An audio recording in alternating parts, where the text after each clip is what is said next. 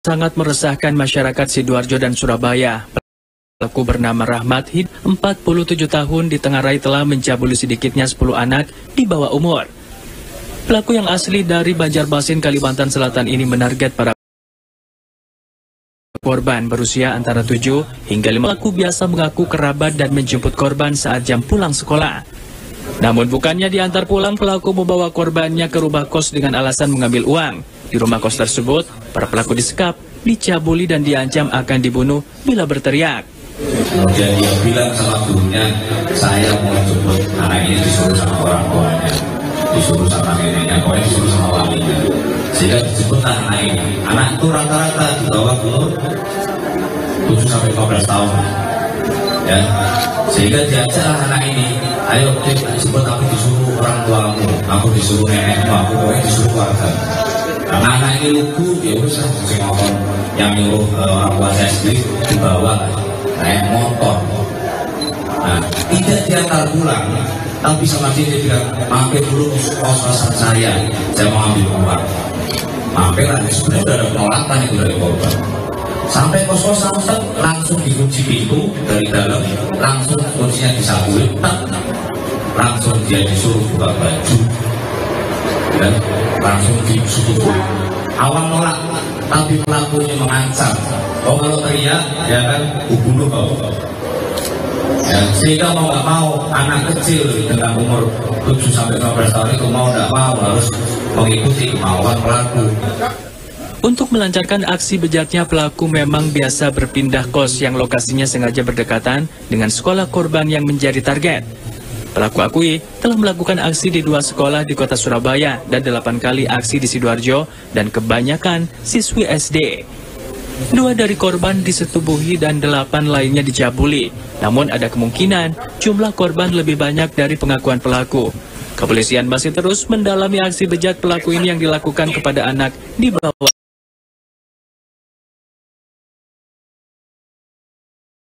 umur. Dikaplok mau gak wani ngaplok itu. Informasi lainnya usai jeda, pemirsa, kami akan kembali untuk.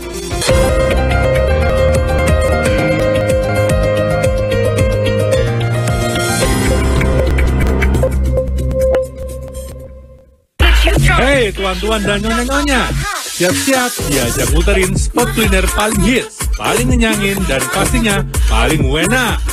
Bareng saya Juno Haha dari Hidden Gems kaki 5, restoran kekinian sampai tempat makan legendaris, semua ada di sini.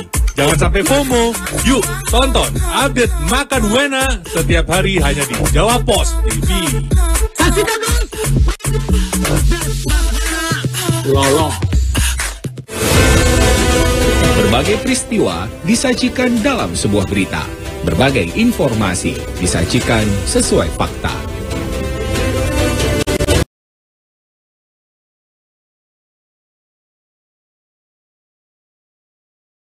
Umat Kristiani di Kota Kendal melayan perayaan Natal ini akan dilaksanakan dengan dihadiri jamaat dari berbagai kalangan.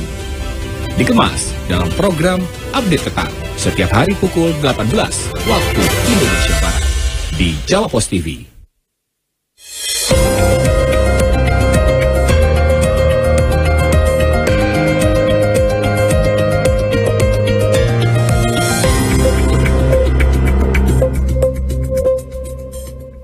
Kota Tanjung Pinang berhasil meraih juara umum dalam kegiatan Festival Tunas Bahasa Ibu 2024. Dalam kegiatan tersebut, siswa perwakilan SD SMP Kota Tanjung Pinang meraih kemenangan terbanyak dibanding kabupaten kota lainnya di Kepulauan Riau. Kota Tanjung Pinang mencatat prestasi gemilang dengan meraih juara umum dalam Festival Tunas Bahasa Ibu 2024 yang diselenggarakan oleh Kantor Bahasa Kepulauan Riau. Kepala Kantor Bahasa Kepri Rahmat menjelaskan, program revitalisasi bahasa Melayu diawali dengan komitmen bersama antara pemerintah daerah di tadi 200 guru sekretaris kegiatan jaring guru pengajar utama. Para guru diberi pemahaman tentang 5 mata lomba utama, yaitu aksara Melayu, cerpen, kendang syair, berdongeng, dan berpidato. Setelah pelatihan, para guru diminta mengimplementasikan ilmu yang didapat ke sekolah-sekolah selama 3 bulan. Kantor Bahasa Kepri juga melakukan monitoring dan evaluasi untuk memastikan para guru mengimplementasikan hasil pelatihan. Festival Tunas Bahasa Ibu dilaksanakan di Batam sebagai puncak kegiatan revitalisasi. Program tersebut diharap menjadi pemantik untuk pemerintah daerah agar terus menguatkan pengajaran muatan lokal berbasis budaya Melayu. Anak terpilih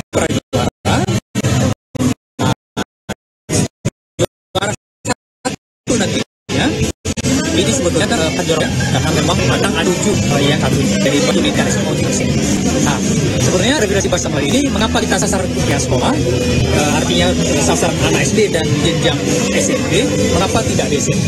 Karena memang secara teori untuk merevitalisasi bahasa Melayu itu atau bahasa daerah harus kepada anak didik yang paling muda, yang untuk jati yang paling muda.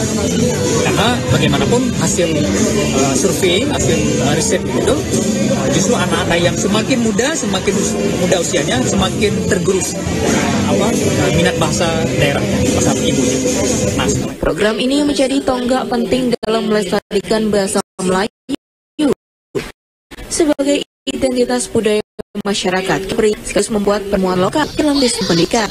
Kegiatan ini merupakan program revitalisasi bahasa Melayu yang digagas oleh Kantor Bahasa Kepri sejak awal tahun. Akibat panggung roboh, Gus Ikdam batal hadiri pengajian di Dusun Karangrejo, Desa Jati, Kecamatan Jati, Blora. Panggung roboh lantaran diduga tak kuat menahan guyuran hujan. Pengajian yang rencananya menghadirkan Gus Idam dan Bupati Blora Arif Rohman itu digelar dalam rangka turut memeriahkan HUT Kabupaten Blora ke-275. Sebelum kejadian, jamaah sudah berkumpul di lokasi. Mereka rela menunggu kedatangan penceramah kondang itu, meski hujan mengguyur. Sementara di panggung sudah ada lantunan hadro dan sholawat. Mereka telah bersenandung di tengah guyuran hujan. Detik-detik panggung roboh sendiri terjadi pukul 20:10. Kejadian itu diabadikan para jamaah, juga terekam di YouTube lantaran memang disiarkan secara live.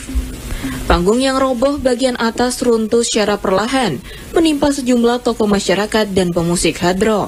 Penonton pun seketika berteriak dan live langsung dimatikan. Kapolsek Jati AKP Sugiman menjelaskan, meski panggung roboh dan sempat ada beberapa orang tertimpa tak sampai menyebabkan ada korban. Panitia pun sebenarnya berusaha membuat panggung darurat agar pengajian tetap berlangsung. Sayangnya penonton telah meninggalkan lokasi pengajian. Imam sebenarnya rencana akan ada pengajian akbar yang dihadiri oleh Gus Idam dari Blitar, Jawa Timur. Waktu itu hujan mulai turun di wilayah Kecamatan Jati jam 2 siang hingga malam hari tidak ada redanya. Namun hujan gerimis terus. Waktu sekitar jam 20.30 dari panitia sudah naik panggung bersama tim kadro. Namun dari Gus Ida masih dalam perjalanan, belum masuk di wilayah kegiatan yang akan dilaksanakan. Setelah dari ketua panitia melaksanakan sambutan, namun di atap panggung ini banyak genangan air yang tidak bisa tembus ke bawah. Akhirnya mungkin keberatan atau gimana, atas sana ini mau disondol dengan rekan-rekan. Namun sebelum sondol ke atas ini sudah keadaan ambruk dengan pelan-pelan, namun tidak ada korban jiwa. Dikhawatirkan panggung pengganti itu tidak kuat ketika acara berlangsung, sebab panggung utama yang sebelumnya roboh dipenuhi air, sehingga diduga tak kuat menahan, sekalipun bagian bawah panggung tak tergenang. Gus Idam dan rombongan sudah sampai di lokasi transit. Saat kejadian Gus Idam belum naik panggung, Bupati Blora Arif Rohman menjelaskan saat kejadian atap panggung roboh. Posisi Gus Idam masih dalam perjalanan dan istirahat di lokasi transit. Gerawan Gusikdam. Mohon maaf ya para jamaah, jadi ternyata di luar rencana kita ya Gus ya. Kita sudah berencana, ternyata ada kejadian panggungnya ambruk. Insya Allah nanti untuk mengobati rasa rindu kangen Gusikdam tahun depan kita jadwalkan, semoga beliau berkenan. Amin. Mohon pesan-pesannya Gus. Ya, Assalamualaikum warahmatullahi wabarakatuh untuk masyarakat Blora yang saya hormati dan Pak Bupati kita. Insya Allah tahun depan nanti kita jadwalkan, kita usahakan lebih baik. Ya sebenarnya malam ini sudah baik, tapi di luar BMKG, itu semua pasti ada hikmahnya. Pokoknya tetap kondusif, rukun, dan insya Allah kita akan kembali ke sini dengan keadaan yang lebih baik lah. Nunggu musim hujan ini selesai dulu. Betul.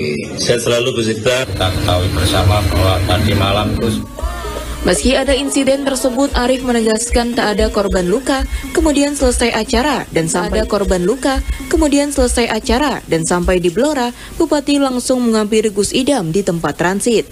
Pihaknya menyebut meski agenda kali ini batal, pengajian Gus Idam di Blora akan dijadwalkan ulang pada tahun 2025. Kami jeda terlebih dahulu, Jawa Pos Update akan segera kembali untuk Anda.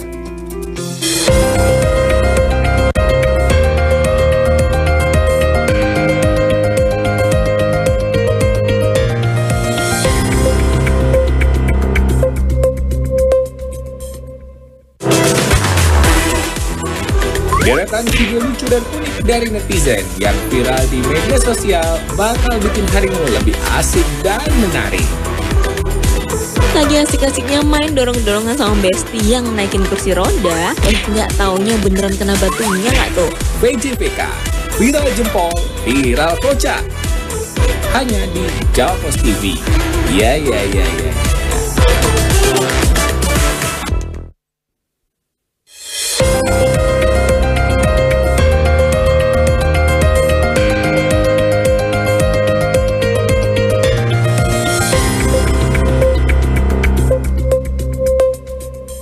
Jelang Natal dan Tahun Baru, seorang guru di Sidoarjo, Jawa Timur raup cuan jutaan rupiah dari membuat hampers coklat karakter Sinterklas hingga boneka salju.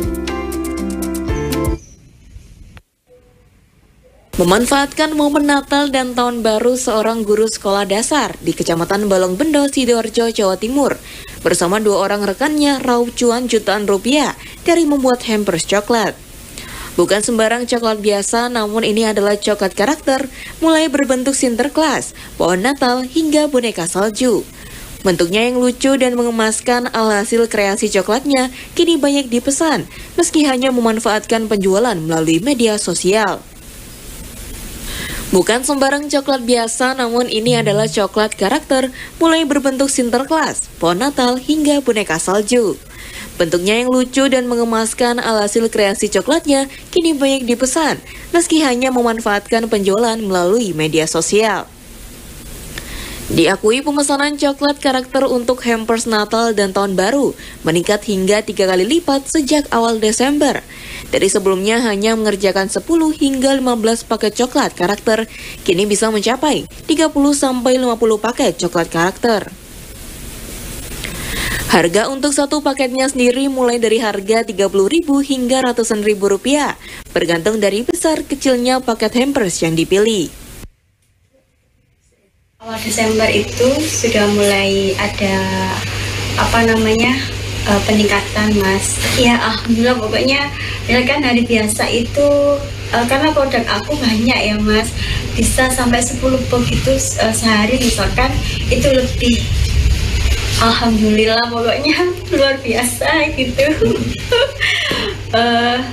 Lumayan, alhamdulillah pokoknya.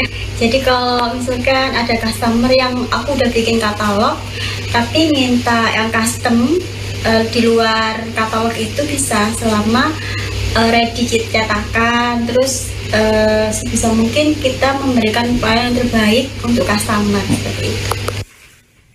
Untuk Tahun Baru sendiri, pemesan banyak memilih coklat berbentuk buket bunga hingga berbagai bentuk karakter tokoh kartun hingga tulisan memberikan Selamat Tahun Baru.